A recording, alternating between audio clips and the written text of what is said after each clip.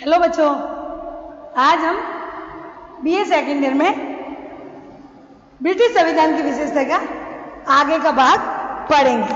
कल हमने 3 पॉइंट पढ़ चुके हैं, लचीला और सुपरिवर्तनशील संविधान। अब हम सिद्धांत और व्यवहार में अंतर पढ़ रहे थे। तो सैद्धांतिक रूप से निरंकुश और राजतंत्र, यानी सैद्धांतिक रूप दृष्टि से तो निरंकुश और राजतंत्रात्मक संविधान कहलाता है। तो इस रूप में हम इसमें देखेंगे कि कैसे सैद्धांतिक दृष्टि से निरंकुश राजतंत्र बन जाता है। तो इसके लिए कल हमने आग के रूपों को समझने की कोशिश की थी। विचारक आग ने इस रूप में सैद्धांतिक दृष्टि से निरंकुश और राजतंत्रात्मक ब्रिटिश का संविधान है। तो इसकी आग की दृष्टि से देखें कि कैसे इन रूपों को देखा जा सकता है। संविधान की विशेषता तो और भी है बच्चों, लेकिन सैद्धांतिक दृष्टि से निरंकुश राजतंत्रात्मक कैसे संविधान है ब्रिटिश का। तो इसमें पहला पॉइंट है, रूप की दृष्टि से सीमित और संवैधानिक राजतंत्र, यानी रूप की तरीके से तो सीमित कहा जाता है और संवैधानिक राजतंत्र। सीमित शासन व्यवस्था, इसके अंतर्गत सीमित संवैधानिक राजतंत्र का मतलब है ऐसे शासन से होता है जिसमें राजा का पद होता, यानी उसमें राजा शासन करता है, उसकी शक्तियां संविधान द्वारा मर्यादित कर दी गई हो। जहां तक रूप या गठन का संबंध है, ब्रिटिश शासन व्यवस्था को सीमित संवैधानिक राजतंत्रात्मक कहा जा सकता है, क्योंकि सम्राट को अपने कर्तव्यों के निर्वहन में सहायता देने हेतु मंत्रिमंडल और संसद जैसी संस्थाओं की व्यवस्था की गई है। यानी राजा को सहायता के लिए मंत्रिमंडल और संसद को सहायता देने के लिए रखा गया है। किसके सहायता देने के लिए? किसको? राजा को। मंत्रिपरिषद और संसद लोकतांत्रिक संस्था है। बिल्कुल। क्यों लोकतांत्रिक संस्था है? क्योंकि जनता द्वारा वो चुने जाते हैं और सम्राट संविधान द्वारा प्रदत्त अपनी शक्तियों का प्रयोग इन लोकतांत्रिक संस्थाओं की सहायता के आधार पर ही कर सकता है। सम्राट पद की शक्तियां सीमित है और उसके द्वारा मनमाना आचरण नहीं किया जा सकता। अतः संगठन की दृष्टि से इसे सीमित संवैधानिक राजतंत्र कहा जा सकता है। यानी इनका रूप की दृष्टि से सीमित और संवैधानिक राजतंत्र, बिल्कुल प्योर राजतंत्र नहीं कहा। क्यों नहीं कहा राजतंत्र? अगर प्योर राजतंत्र होता तो वो निरंकुश होता, लेकिन सीमित संवैधानिक राजतंत्र, यानी राजा मन चाहे कार्य नहीं कर सकता, वो संसद के अकॉर्डिंग नहीं कार्य कर सकता, क्योंकि वो वंशानुगत है, लेकिन संसदात्मक व्यवस्था अपनाई गई है। तो वो देश का प्रमुख है, लेकिन सरकार का प्रमुख नहीं है। कौन है सरकार का प्रमुख? प्रधानमंत्री। इस हिसाब से उनके सैद्धांतिक रूप को निरंकुश राजतंत्र व्यवहार की दृष्टि से सैद्धांतिक दृष्टि से देखा जा सकता है, लेकिन रूप की दृष्टि से सीमित संवैधानिक राजतंत्र, यानी राजतंत्र है लेकिन सीमित संविधान के अनुसार। अलिखित संविधान है, लेकिन जो बातें संसद वगैरह कहेगी उसी अकॉर्डिंग राजा को कार्य करना पड़ेगा। दूसरा, इसी में रूप में सैद्धांतिक दृष्टि से निरंकुश राजतंत्र में वस्तुतः लोकतांत्रिक गणराज्य, लोकतांत्रिक गणराज्य भी कहा जाता है। ये रूप है उनके सैद्धांतिक दृष्टि से, ये ध्यान रखना बच्चों। इसमें लोकतांत्रिक गणराज्य का तात्पर्य है ऐसे शासन से होता है जिसमें राज्य की शासन शक्ति जनता में निहित हो और राज्य का प्रधान जनता द्वारा निर्वाचित हो। यानी राज्य की शक्ति, देश की शक्ति जनता में निहित हो। कैसे जनता में निहित? जैसे कि जनता वोटों द्वारा चुना जाता है। किसको? प्रधानमंत्री मंत्रिमंडल के लिए चुनते हैं, लेकिन जैसे वो कार्य अहित के कार्य करने लगे या जनता के हित के लिए कार्य नहीं करे तो जनता उनको हटा सकती है। तो इसलिए ये प्रधान किसका होता है? जनता उसका प्रधान होती है, इसलिए लोकतांत्रिक कहा जाता है। लेकिन सैद्धांतिक दृष्टि से ब्रिटिश शासन व्यवस्था चाहे निरंकुश राजतंत्रात्मक हो, जहां तक व्यवहार का संबंध है, ब्रिटेन निश्चित रूप से एक लोकतांत्रिक गणराज्य है। सिद्धांत में सम्राट की शक्तियां की चाहे कितनी ही लंबी गणना क्यों न हो कराई जाए, व्यवहार में सम्राट मंत्रिमंडल और संसद के हाथ की कठपुतली मात्र है। यानी तभी वो वस्तुतः लोकतांत्रिक गणराज्य हुआ कि सम्राट का नाम तो आगे आगे राजा है उस देश का, लेकिन राजा के हाथ में कोई शक्तियां नहीं है। सारी शक्ति किसके हाथ में? मंत्रिमंडल और प्रधानमंत्री के हाथ में। इसलिए उसको ब्रिटिश के संविधान की विशेषता में यह भी बात बताई है कि वो एक लोकतांत्रिक गणराज्य है, सैद्धांतिक रूप से अलग और व्यवहारिक रूप से अलग। इसमें अलग से बच्चों व्यवहारिक रूप से अलग और सैद्धांतिक रूप से अलग, ये दोनों अंतर बता रहे हैं। इसमें सम्राट की वास्तविक स्थिति के संबंध में बेजोड़ लिखता है कि यदि संसद के दोनों सदन उसके मृत्यु आदेश को पारित कर दे और उसके पास प्रेरित करे तो उस पर भी उसे हस्ताक्षर करना ही पड़ेगा। तो देख लो आज लोकतांत्रिक गणराज्य संसद ये कहते हैं कि सम्राट की मृत्यु के आदेश है वो उनको फांसी दे दी गई और ये भेज दिया जाए किसको? राजा के पास भेज दिया जाए और दूसरी बात वापस पारित करके भेज दिया जाए तो उस विधेयक पर राजा को साइन करने ही होंगे, मतलब हस्ताक्षर करने होंगे, उसके मृत्यु के भी करने होंगे। क्यों? क्योंकि संसद सर्वोच्च है। सैद्धांतिक दृष्टि से राजा की शक्ति, राजा ऊपर है निरंकुश, और सैद्धांतिक दृष्टि से कहे तो संसद सबसे ऊपर है। इसलिए उनका ये कहा गया है कि लोकतांत्रिक गणराज्य है। वस्तुतः सम्राट की सभी शक्तियां की इच्छा, यदि सम्राट की सभी शक्तियां आज मंत्रिमंडल के हाथ में चली गई है तो स्वयं लोक सदन के प्रति उत्तरदायी और लोक सदन जनता की इच्छा पर आधारित है, क्योंकि जनता कहे वही कानून लोकसभा बनाएगी, तो लोक सदन जनता के इच्छा पर आधारित है, वो कहे वही उनको कानून बनाना पड़ेगा। अतः शासन की अंतिम शक्ति जनता के हाथ में है और शासन स्पष्ट है, जनता की सहमति पर शासन है। तो कहने का मतलब सैद्धांतिक रूप से तो लिखित रूप से तो कहा जा सकता है, देख तो सकते हैं हम कि राजा इतना राजा है, शासन वंशानुगत का चुना जाता है, इनकी बहुत निरंकुश बन सकता है, लेकिन व्यवहार में देखें तो ऐसा कुछ भी नहीं है। संसद सबसे ऊपर है और संसद के ऊपर जनता को शक्तिशाली बनाया गया, जनता का शासन।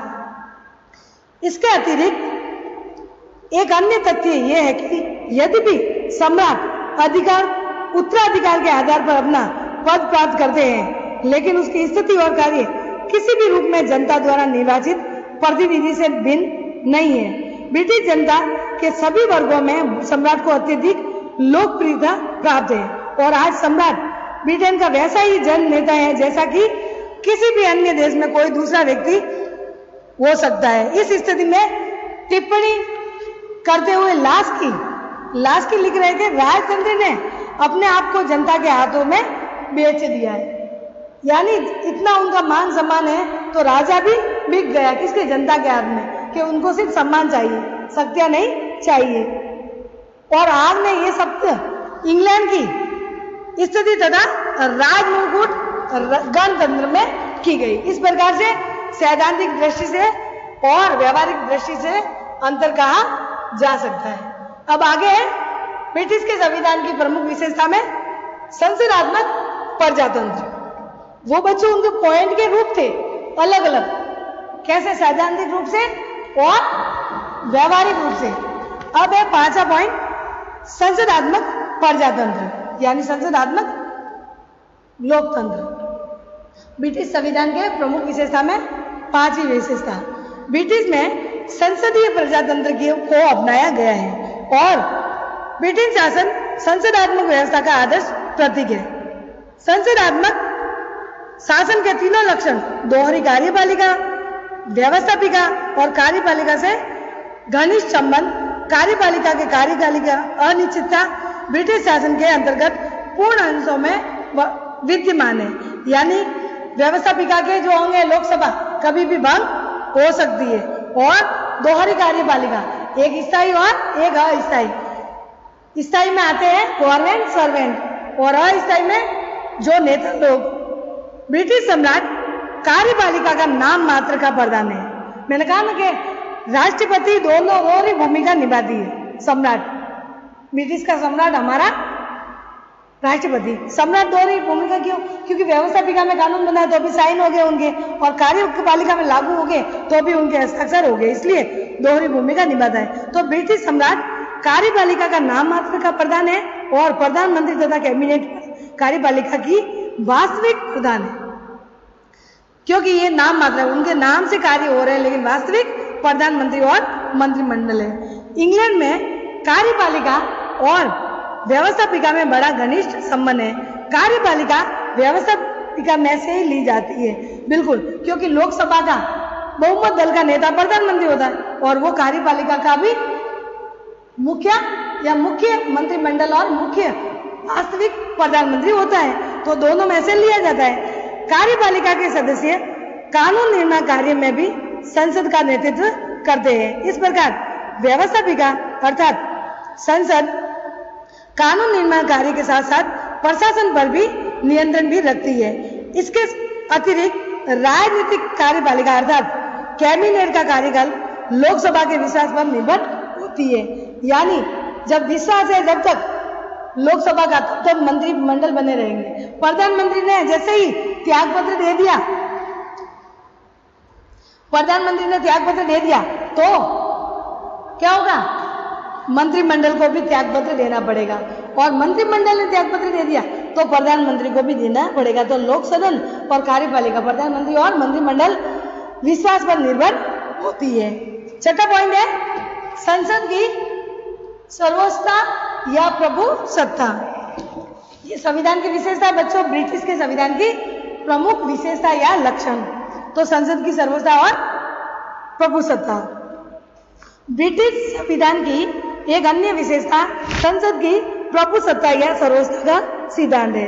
ब्रिटिश में एकात्मक शासन होने के कारण संसद एकमात्र कानून निर्माती सत्ता है, क्योंकि वहां संघात्मक व्यवस्था नहीं है, एकात्मक पूरी शक्तियों का बंटवारा। हमारे जैसे संघात्मक व्यवस्था है, हमारे यहाँ पूरी तरह संघात्मक नहीं, संघात्मक होते हुए भी एकात्मक की ओर झुका हुआ है, लेकिन ब्रिटिश में पूरी तरह एकात्मक है, पूरी शक्ति केंद्र सरकार में है। इसलिए एकात्मक शासन होने के कारण संसद एकमात्र कानून निर्माण सत्ता है, और संविधान लचीला होने के कारण साधारण बहुमत से ही किसी भी कानून का निर्माण कर सकती है। संसद की कानून निर्माण की शक्ति भी कोई सीमा नहीं है, यानी कैसा भी कानून बना सकती है, और संसद द्वारा निर्मित किसी भी कानून को किसी भी सत्ता के सम्मुख चुनौती दी जा सकती है। क्योंकि ब्रिटेन में अमेरिका भारत के सामान्य न्याय पुनरावलोकन की व्यवस्था नहीं है, लेकिन हमारे यहाँ क्या भारत और अमेरिका में हमने अमेरिका से ही न्याय पुनरावलोकन लिया है। न्याय पुनरावलोकन का मतलब है जब व्यवस्थापिका संविधान के विरुद्ध कानून बनाए और मौलिक अधिकार या उनके मूल ढांचे के विरुद्ध कानून बनाए तो न्यायपालिका उनको अवैध घोषित कर सकती है, इसलिए उनको कहते हैं न्याय पुनरावलोकन। इसलिए हमारे वहां पे न्याय सर्वोच्च है। हमारे अमेरिका और भारत में न्यायपालिका स्वतंत्र और सर्वोच्च है, लेकिन ब्रिटिश में संसद सर्वोच्च है, क्योंकि संसद कैसा भी कानून बना सकती है, उसमें न्याय पुनरावलोकन नहीं है, क्योंकि अलिखित संविधान है। इसलिए उनको ये कहा जा सकता है कि ब्रिटिश संसद एक असीमित शक्तिशाली कहा जा सकता है, समान न्याय पुनरावलोकन नहीं है। तो इसमें डी लोब